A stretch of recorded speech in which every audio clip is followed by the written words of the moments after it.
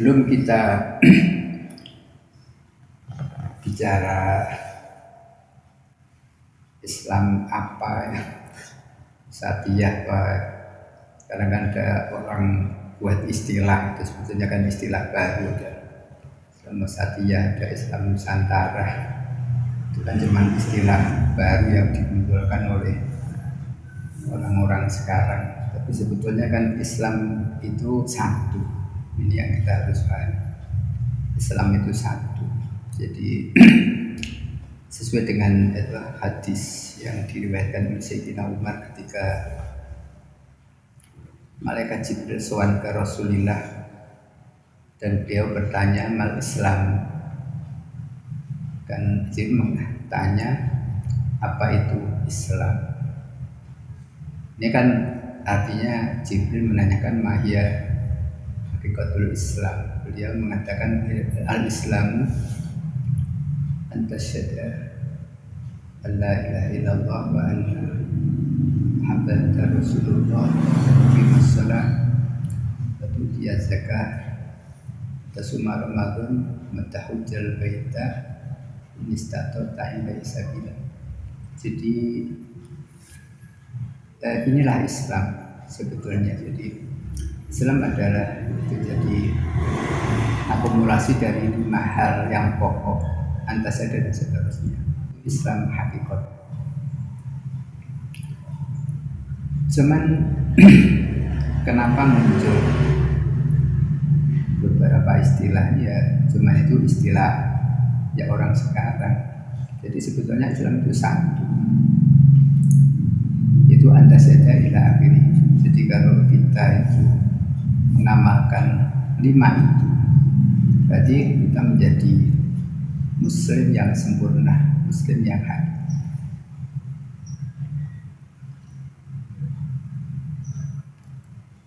Jadi sebetulnya kalau ada istilah sekarang Islam wasati, Islam ekstrim, itu kan cuma istilah orang yang mengatakan. Jadi yang ekstrim atau wasati itu sebetulnya bukan Islamnya, tapi orangnya. Jadi kalau Islamnya ya sebetulnya satu. Jadi yang wasati atau yang ekstrim itu orangnya, karena dia terlalu ekstrim kepada sebuah kepahaman. Kalau wasati kan dia itu moderat ya, bisa menerima dari beberapa pendapat dan dia bisa mengambil jalan tengah. Jadi kalau Islamnya ya satu, cuma Muslimnya itu yang kalau di Quran kan ja'alnakum ummatan wasaton, bukan Islaman wasaton. Kan ja'alnakum ummatan wasaton litaku. Jadi yang wasaton itu ummatan wasaton. Jadi umat itu, jadi ja'alnakum ummatan wasaton itu kalau Anda melihat tafsirnya kan khiyarun udulan, umat yang baik, umat yang benar-benar jadi bisa tengah-tengah di dalam jadi melaksanakan ajaran Islam. Jadi tidak ifrat dan tidak tafrid ya. Jadi tidak kemajuan, tidak kemunduran. Ini al-adl itu ummatan wasaton ditakun syuhada ala sini di dalam surah. Jadi kalau ada yang ekstrim, ada yang wasatiyah, itu sebetulnya bukan Islamnya, itu orangnya. Jadi maka dulu kan pernah ramai ketika setelah muktamar Jombang kok ono Islam Nusantara ini NU mau memecah-mecah Islam. Islam itu satu sebetulnya.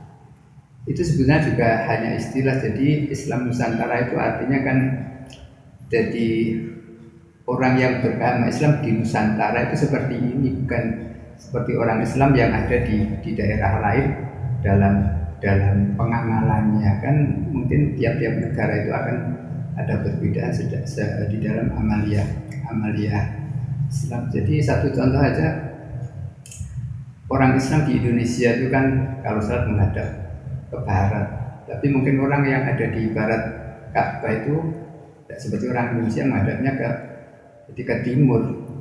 Dan juga ada beberapa perbedaan, terutama kalau kita kembali kepada al-madzhab al-arba'ah itu dalam praktek menjalankan uh, apa waktu sholli itu kan sholat mereka itu kan berbeda dalam satu aurahnya, mungkin dalam istiqbalnya itu kan sebagai apa ya, jadi bagian kecil daripada jadi batu bimas sholat. Tapi kan pokok bimas sholat itu kita laksanakan, cuma dalam prakteknya itu mungkin akan berbeda. Istiqbal aja antara Syafi'iyah dan Hanafiyah itu berbeda. Jadi kalau kita melihat seperti ini, bagaimana kita sebagai umat dan wasatun ya kita harus bisa jadi menempatkan diri. Jadi kan masing-masing mazhab itu kan punya daerah. Jadi misalnya kita di Indonesia ini kita kebanyakan Asy-Syafi'iyah. Jadi ya kita mengikuti bagaimana di daerah Indonesia. Jadi kita jangan seperti orang Islam yang ada di Arab. Itu mungkin akan jadi pertanyaan. Jadi kalau mestinya itu kalau yang pas itu ya jadi Muslim yang wasat itu yang kayak apa. Jadi kalau Islamnya itu satu dan tidak ada perbedaan. Ya Islam itu antas syahada itu semua itu kalau ditanya Islam itu apa ya antas syahada itu karena hadisnya seperti itu. Cuma Muslimnya itu dalam mempraktekkan antasyada itu ada perbedaan. Dalam masalah ikrar bisyahadatain aja itu kan juga ada beberapa pendapat. Sholat juga bagaimana prakteknya juga ada perbedaan antara madzhab. Ini ada furuk. Jadi intinya kan sama antasyada bilang. Dalam prakteknya itu ada perbedaan. Jadi kalau kita yang wasatun ya artinya kita jangan ekstrim. Jadi kita harus bisa melihat situasi dan kondisi kita itu gimana.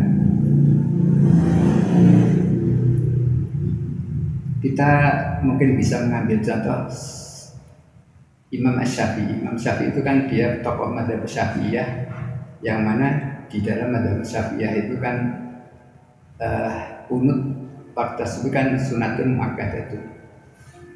Tapi menurut Imam Hanafi qunut itu tidak sunnah.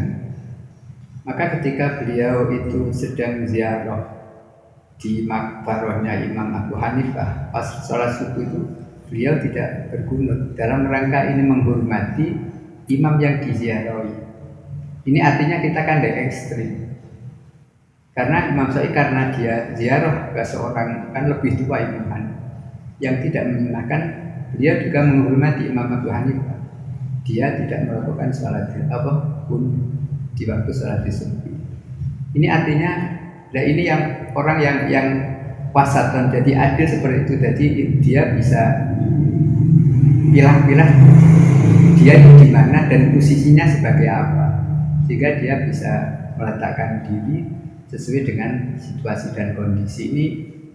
Ini orang yang wasatan, orang yang adil. Jadi artinya tidak terus harus begini. Jadi maka di zaman dulu ketika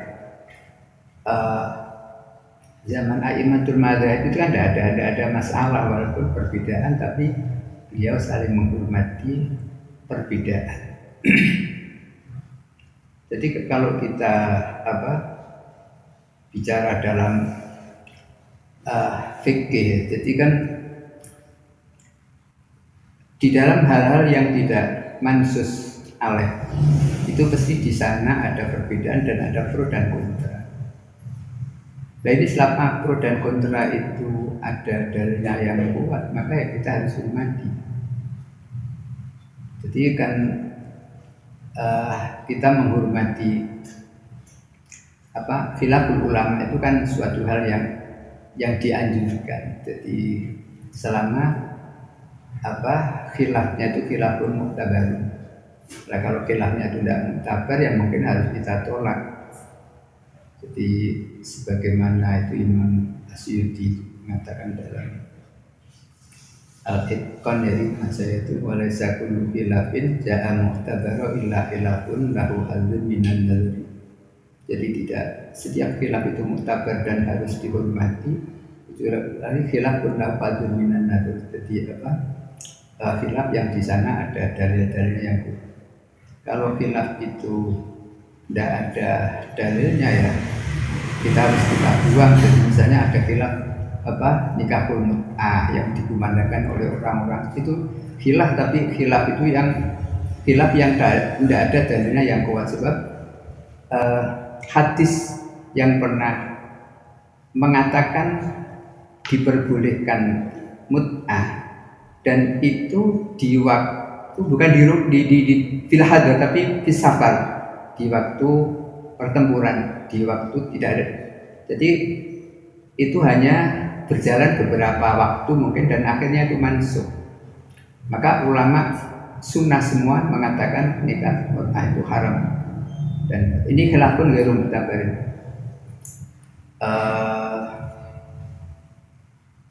Jadi selama khilaf itu ada dalil-dalilnya yang kita harus kita hormati. Jadi misalnya kita melihat ada orang kok beda, selama itu ada pendapatnya dan dia memang mengikuti mazhab itu ya silakan. Jadi kita tidak perlu terus kita mentang. Maka mungkin kalau kita dalam bagi juga ini kita diperintah amar ma'ruf nahi mungkar. Ini juga kita harus mengklasifikasi mungkar itu kayak apa. Kalau mungkar itu muttafaq alaih, begitu kita lihat kita harus ingkar. Tapi ketika mungkar itu mukhtalaf ini juga kita harus hati-hati. Jadi tidak boleh mentang-mentang misalnya kita mengikuti yang mengatakan tidak boleh, tapi sana mungkin pelakunya itu kok dia mengikuti pendapat yang boleh, ya kita tidak boleh mentang-mentang selama mazhab itu mazhabun mu'tabar. Jadi ini merupakan jalan tengah yang harus kita ambil ketika kita ada di masyarakat. Sebab ya kita akui bahwa dalam Islam itu kan ada yang mansus alaih dan ada sing ghairu mansusin alaih. Kalau dalam Quran kan fihi ayat muhkamat wa ukharu mutasyabih. Jadi yang mutasyabih ini mesti ada pro dan kontra. Kalau muhkamat tidak ada masalah. Dan mutasyabih inilah yang muncul beberapa pendapat sehingga di dalam melihat al-mutasabih ini pun kita harus hati-hati.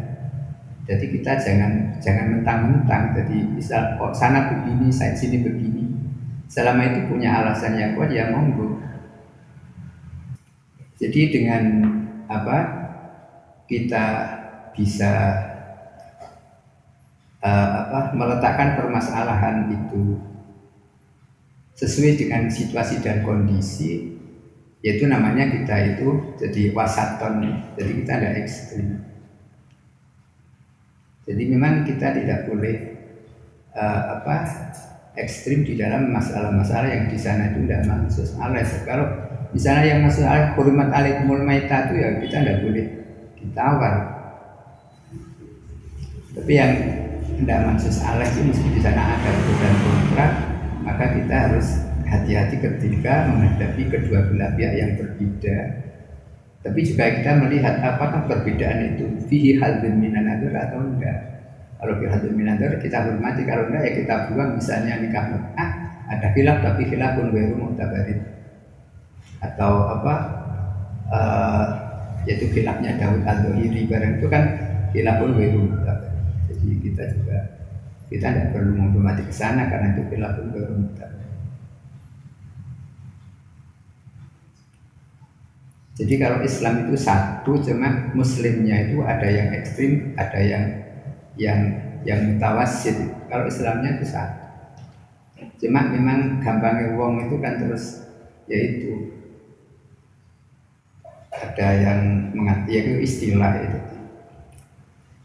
Islam moderat dan Islam liberal. Itu sebetulnya kan bukan Islamnya yang orangnya itu yang liberal, orangnya itu yang moderat. Islamnya itu satu.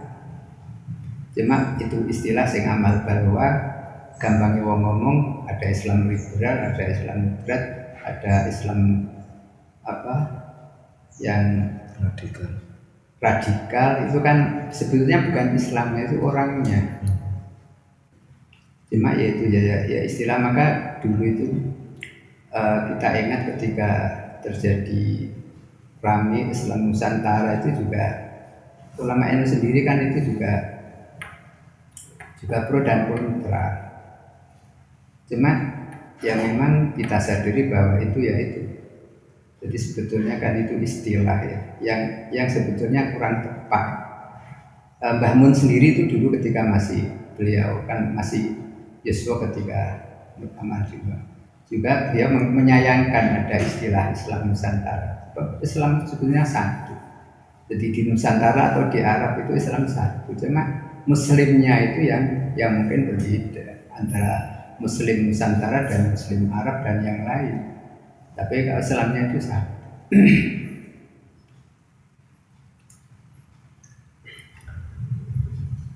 Terus kemudian tentang hadar minan nadar bahwa bagaimana cara menentukan bahwa dalil itu kuat, karena pasti tiap kelompok niku mempertahankan dan mengakui bahwa dalilnya itu yang terkuat. Ya kita kan bisa melihat ya dalilnya itu apa. Misalnya hadisnya itu apakah hadisun dhaifun, hadis hasanun atau hadisun sahih. Dan juga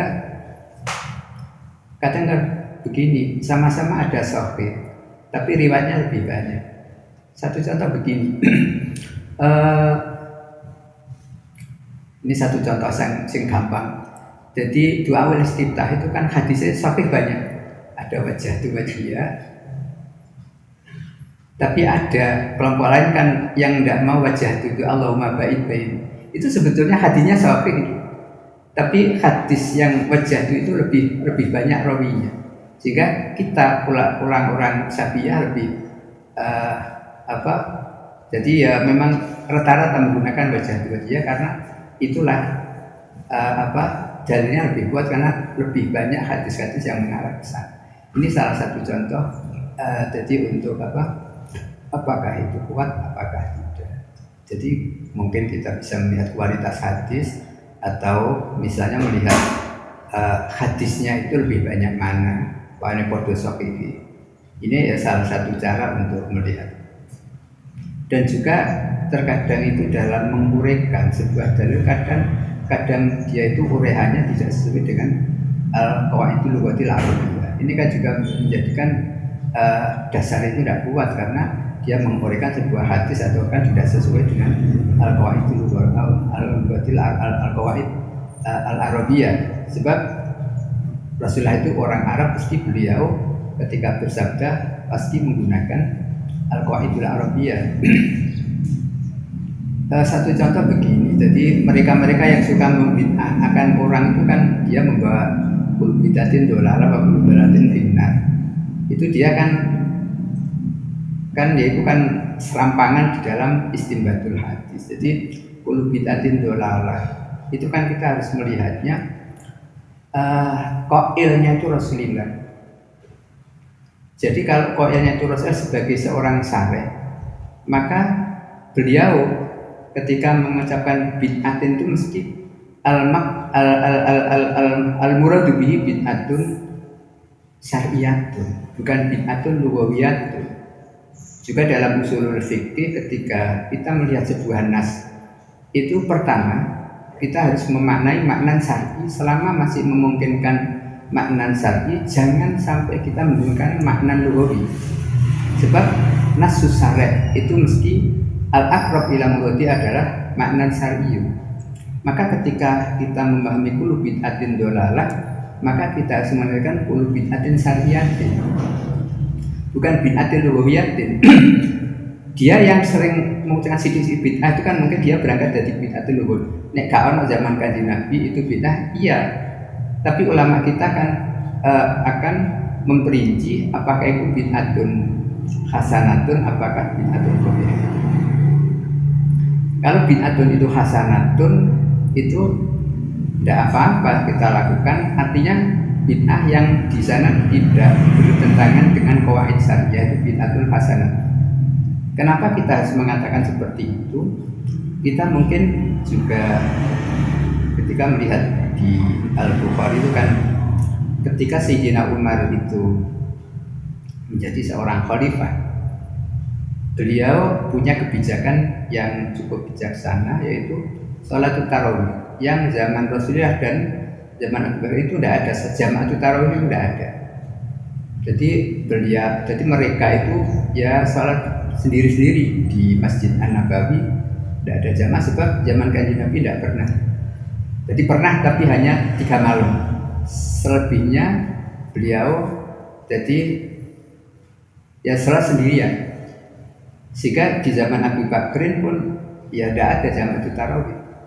Tapi ketika Sayyidina Umar itu melihat masyarakat sholat dini-dini, itu beliau itu punya kebijakan, alangkah baiknya andaikan sholat tarawih ini saya satukan berjamaah dengan seorang imam. Waktu itu yang ditunjuk insyaallah anak sahabat Ubay yang min ahli Quran. Terus dianjurkan untuk berjamaah dengan seorang imam, imam saya Ubay, dan berjalan baik.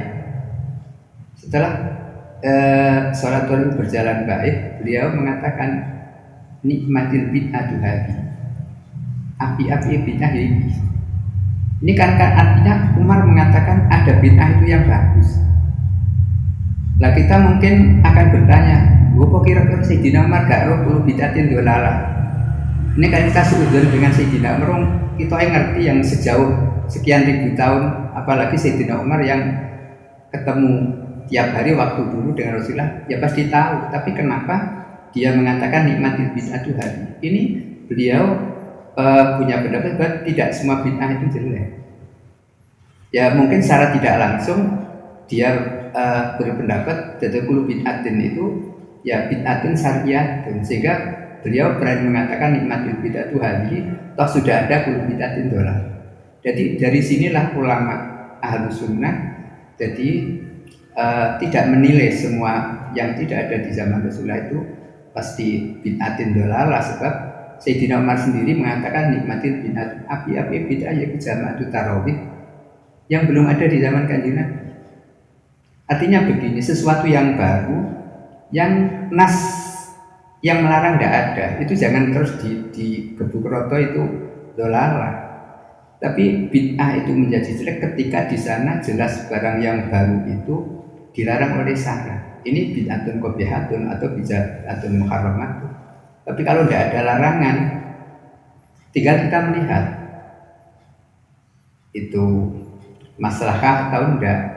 Seperti jamaah tarawih itu kan sangat maslahah, sebab dengan adanya jamaah uang bersregep. Kadang nek gak jamaah tarawih akhirnya gak terawih. Mergo wis ketemu. Nek kadang wong sing rada aras-arasen kan. Jadi pas sholat jamaah sekali itu terawih, tapi dengan jamaah itu dia akan jadi sregep. Ini kan bihi maslahat. Maka Sayyidina Umar mengatakan nikmatil bid'atu hadhi. Bahkan ulama sunnah mengatakan ada bid'atun itu wajibat. Bagaimana Sayyidina Utsman membukukan Al-Quran itu bid'atun wajibat. Zaman Kanjeng Nabi belum ada pembukuan, yang ada kan di zaman Sayyidina Utsman. Kenapa wajibatun? Sebab kok tidak dibukukan? Sayyidina Mas ngomong saya gak roh urut Quran. Maka ada istilah mushaf Utsmani itu karena yang membukukan pertama ini adalah Sayyidina Utsman. Itu kata ulama seperti Sayyidina Abdussalam, itu bid'atun wajibat. Bid'ah yang wajib, sebab kalau tidak ada itu mungkin generasi-generasi kita ini gak roh Quran secara urut. Nah inilah jadi kita untuk mengetahui apakah bihadzin minanatur, karena bisa juga karena kita melihat kualitas dalil, bisa juga kita dengan melihatnya dia di dalam mengupas sebuah dalil tidak sesuai dengan kaidah usul fikih, tidak sesuai dengan kaidah syariah. Seperti itu dia kullu bid'atin terus diwantem rotok bid'ah itu kok bisa. Toh dalam usul fikih tidak seperti itu. Ketika ada nasus syar'i itu kita harus mengartikan arti itu jadi makna syar'i, sebab makna syar'i itulah yang aqrabu ila muradi syar'i. Satu contoh itu bid'ah, yang dalam hadis kul bid'atin dolalah, itu harus kita artikan bid'atun syar'iyatun, karena qailnya seorang syar'i bukan bid'atun lughawiyatun. Ini salah satu di antara cara untuk mengetahui kuatkah dalil, muktabarkah. Kalau tidak muktabar, ya memang untuk mengetahui ya kita memang ya harus punya ini. Ini pentingnya kita ngaji ya. Jadi kita jangan sok pinter gitu. Jadi manusia itu tidak ada manusia yang sempurna.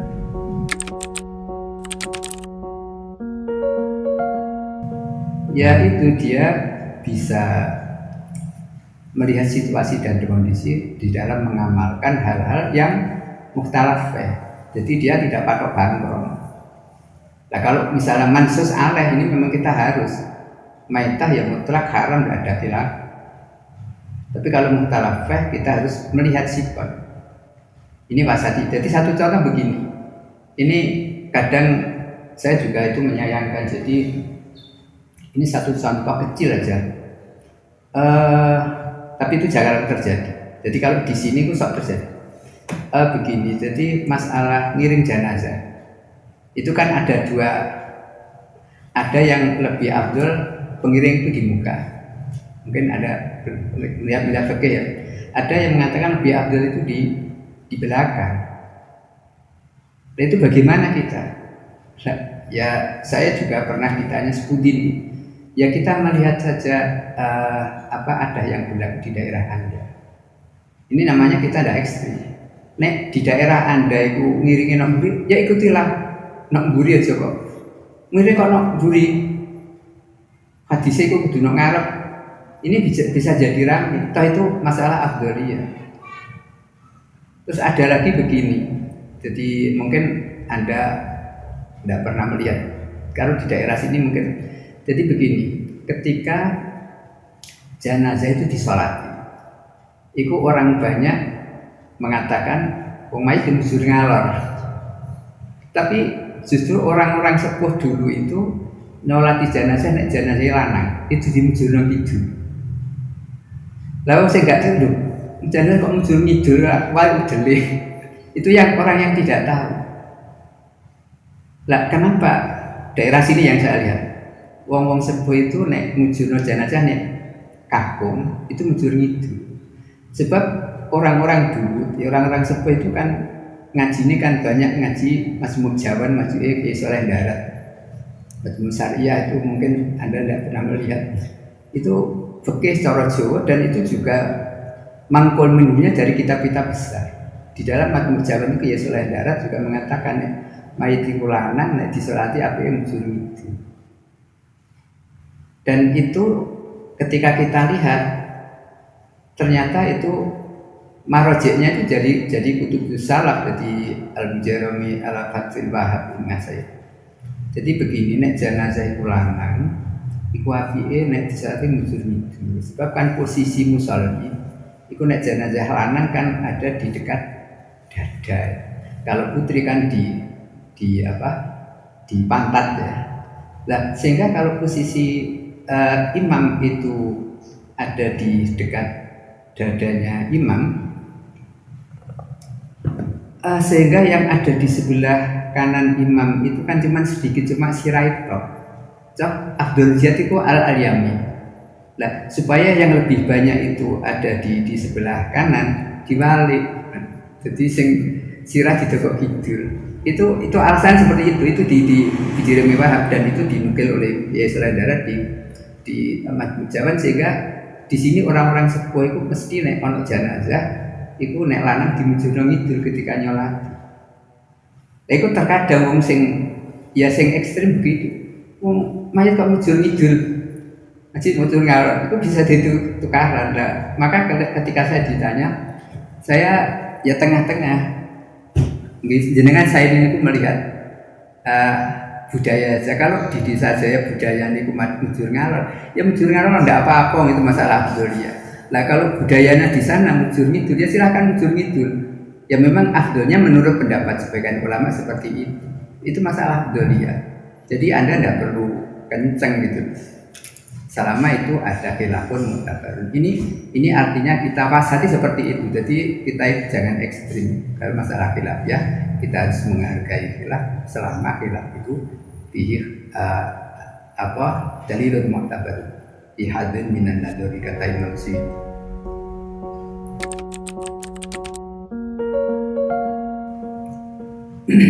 Ya penerapan itu, jadi kita jadi bisa melihat situasi dan kondisi. Ya pentingnya ilmu ya seperti ini, ya kedangkalan ilmunya. Karena ikut tok.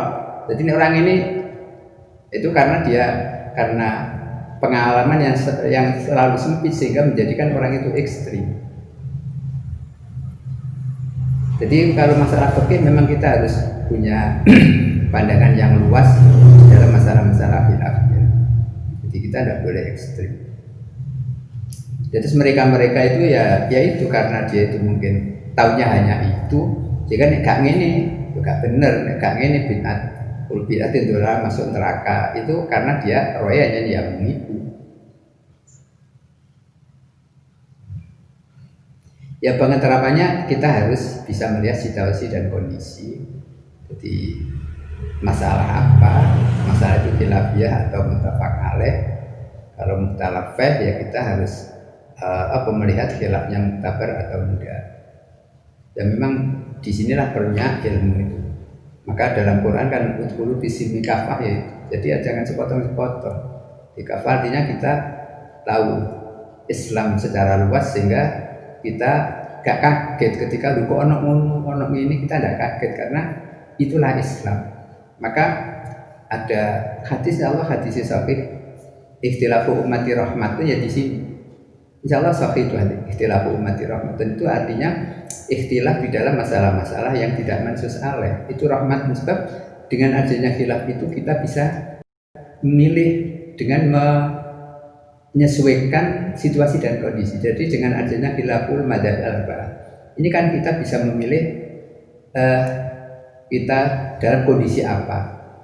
Maka dalam NU sendiri kan tidak mengatakan harus, tapi NU itu dalam muqaddimahnya kan di dalam fikih menganut salah satu. Jadi tidak harus menganut salah satu madzhabil arba'ah.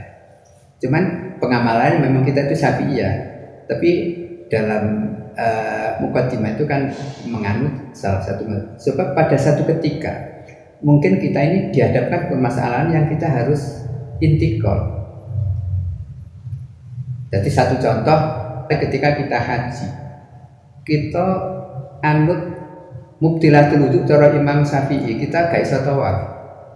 Soalnya pasti tawaf itu tersentuh ajnabiyah, tidak mungkin.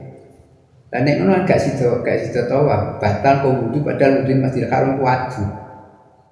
Dan di dalam seperti ini maka NU ngajangi silakan Anda mengikuti mazhab Malik misalnya yang tidak mengatakan batal ketika bersentuhan dengan ajnabiyah selama itu tidak ada syahwat.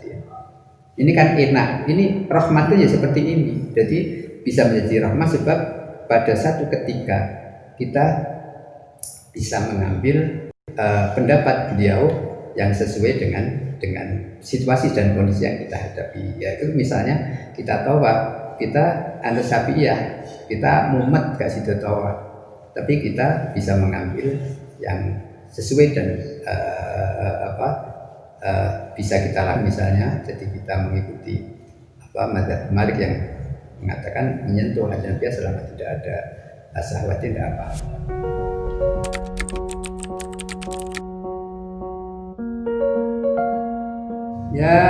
Ya kita harus regep. Ya memang itu kita harus regep juga, nulis di media itu. Kita harus mampu bersaing dengan. Jadi memang mereka itu memang sengaja menguasai media. Jadi memang dia juga tahu politik. Jadi media itu seakan dikuasai. Banyak TV TV aswaje matek. Ya ini satu sing masih sekarang kan TV Nusantara itu masih terus mengudara. Aswaja kan harus Laure Pramati. Padahal di TV itu ada TV itu Solo itu MTA, TV Muhammadiyah, TV macam-macam yang dan sekarang kan banyak sekali. Kalau kita kan masih konsis mengudara itu kan TV 9. Terus ada itu Cirebon apa siapa itu loh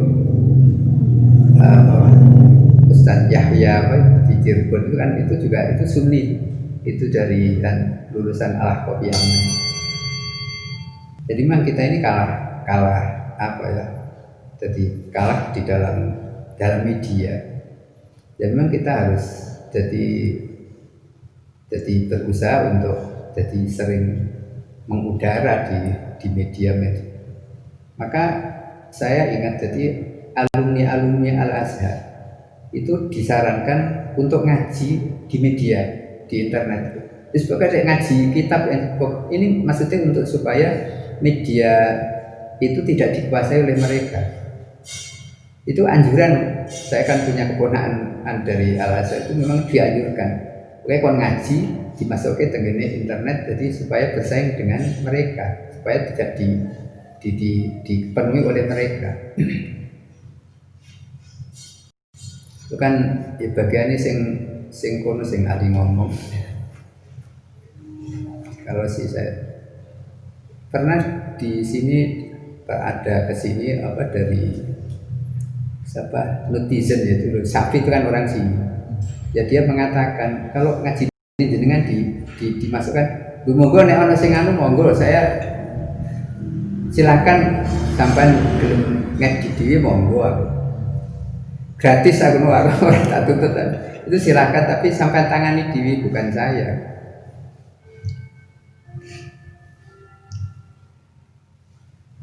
Ini juga ada anak-anak alumni, jadi saya sendiri tidak tahu, jadi pengajian katanya Ihya sama Bukhari itu dimasukkan biasanya itu dari alumni.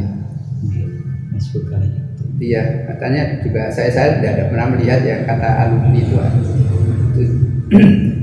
ada ya kira-kira 2 bulan dari alumni kesini jadi minta ya monggo nanti sampai itu dibiayai oleh alumni.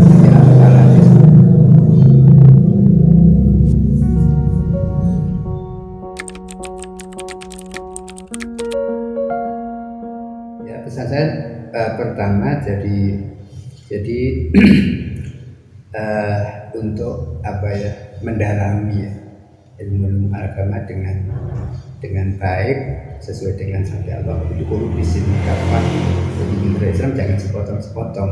Jadi sehingga kita punya pengalaman luas dan yaitu kita memang sekarang ini yang ya juga kita supaya banyak menggunakan jadi alat-alat teknologi modern untuk menyampaikan wacana-wacana kita yang sunni dalam rangka bersaing dengan mereka yang sergap menyampaikan wacana-wacana yang dimiliki oleh mereka. Jadi kita memang harus siap bersaing di dunia maya. Lah orang-orang kita kebanyakan senangnya kan ngomong jadi ini pengajian, tapi tidak ada apa-apanya. Itu kalau sekarang ini mungkin banyak manfaatnya kalau kita itu sergap nulis di dunia maya, karena itu kan baca oleh banyak orang. Maka saya ketika ada alumni ya silahkan sampai natur diri aku ngaji kok rekam ya monggo. Ya kalau kekurangan ya itu jadi ya kita harus sadar kekurangannya dan kita harus sadar ketika kita sadar kurang ya untuk mencari tambahan. Kalau di dalam taklim, kok masalah kan tahu ngaji taklim, akun mustabidan kulaya penjadatan itu kan jangan sampai kita itu bosan merasa sempurna. Kita wis dokter sekolah sempurna tidak ada itu akun mustabidan kulaya penjadatan itu apa terusnya wasbab fil bukhuri al fawaid saya lupa terus. Jadi kita jangan bosan-bosan untuk jadi istibadah siapa. Dari istibadah itu tidak harus kita ngaji. Ya misalnya kita dengan membaca karya tulis para ulama Islam itu kan mustabidan kan dari mana saja. Juga kita mungkin bisa melihat tulisan-tulisan orang lain atau misalnya kita mendengar ceramah-ceramah kan istifadah itu bisa dari manapun. Jadi dengan kita istifadah itu mungkin kita akan bertambah. Jadi ya itu kita jangan merasa sempurna walaupun mustaqdan kula yaumin ziyadatan. Jadi dengan istifadah kula yaumin itu mungkin kita akan tahu di mana kekurangan kita. Jadi nek wong merasa genep berarti wong kurang. Wong merasa pintar berarti wong goblok. Sebab orang itu kalau semakin alim justru beliau itu akan semakin banyak kekurangan.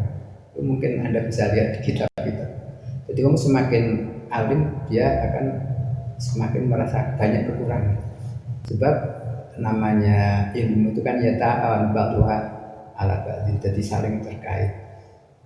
Jadi maka kalau di pesantren kan memang kan ada beberapa kitab yang dikaji.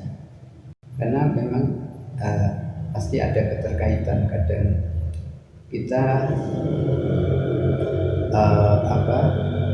ngaji fikih itu kadang ya di sana kita memerlukan jadi ilmu mantek misalnya, ilmu balaghah, kadang ilmu nahwi, sehingga kita harus ya itu jadi bisa memahami walaupun tidak sempurna semua funun yang terkait, sehingga kita tidak tidak canggung di dalam mengkaji sebuah fan itu juga pasti ada. Kita ngaji balaghah misalnya kita harus tahu kaidah sarfiyah dan tahu kaidah yang ngaji balaghah karo nahwu ya udah dolo.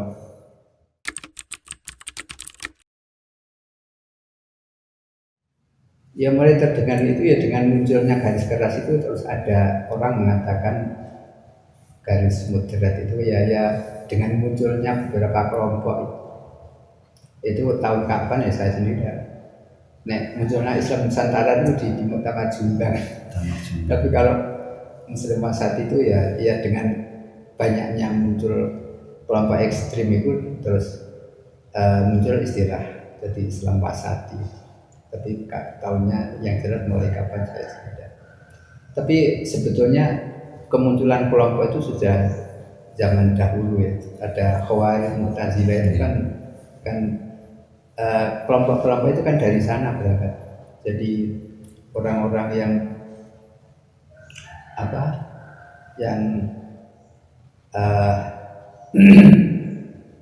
orang-orang modern lah dulu sebelum muncul moderat, dan itu istilah kelompok modern itu kan kebanyakan dia itu berangkat dari mazhabnya Mu'tazilah yang mengatakan dia al-Islam kuliyatul aqli, Islam adalah kebebasan berpikir. Itu orang-orang Mu'tazilah. Sebab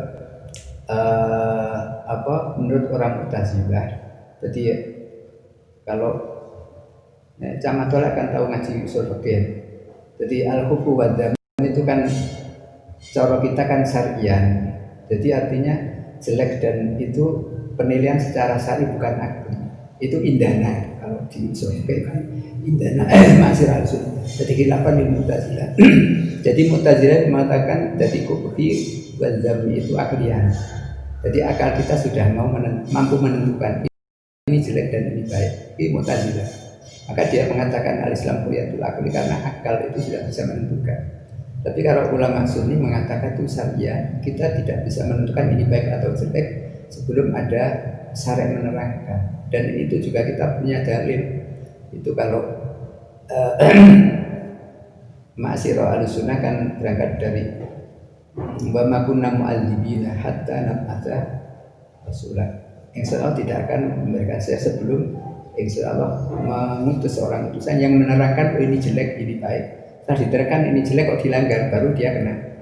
Jadi dari sini ini menunjukkan bahwa kubhi wa dzammi itu syar'i, tidak cukup dengan akal kita sendiri. Tapi Mu'tazilah itu mengatakan itu aklian. Maka mereka itu banyak lebih cenderung kepada rasional, negara rasional akli. Itu karena berangkat dari ini, jadi bahwa Mu'tazilah itu mengatakan kubhi wa dzam itu aklian bukan syariah.